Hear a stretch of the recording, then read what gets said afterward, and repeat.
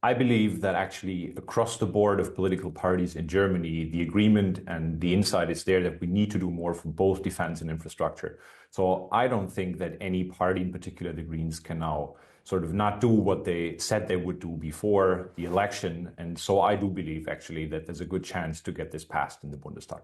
And it seems like for the Greens, which, we don't have a confirmation yet of their support for this deal, but given the infrastructure piece, they should get behind it.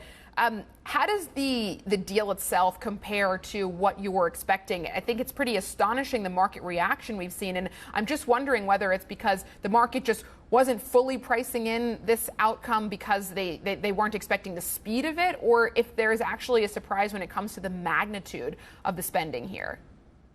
Well, I think the surprise refers to both, because the bottom line is Germany is back and Germany is funded. And that was much needed because we have massive problems both with too low growth and with a society and an economy unfit for taking care of our own security.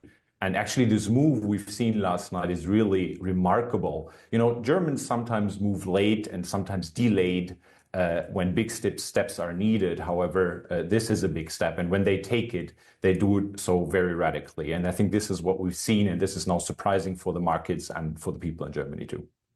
Let's talk about the infrastructure piece specifically. It looks like they're prepared to spend on a whole range of assets and really upgrade Germany's domestic infrastructure. Talk to us about the impact that's going to have on the economy. Well, I think we can expect an actual boost to growth, which is much needed because we have been basically stagnating or even in a recession for 2 years in a row now.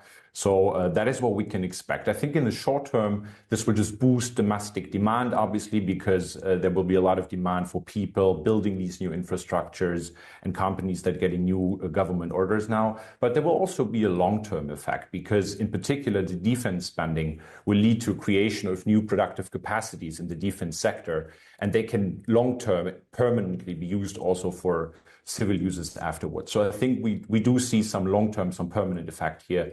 And I think that is exactly what Germany needs. Have you been modeling yet in terms of the numbers themselves of what this is going to do to Germany's growth prospects?